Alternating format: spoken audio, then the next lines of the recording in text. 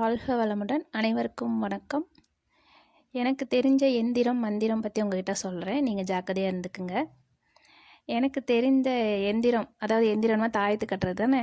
அது என்னன்னு பார்த்தீங்கன்னா, யாராவது நம்மக்கிட்ட காரியம் ஆகணுன்னா பொருள் கொடுத்து நம்மளை கவர் பண்ணுறாங்க பார்த்தீங்கன்னா, அதுதான் எனக்கு தெரிஞ்ச எந்திரம்.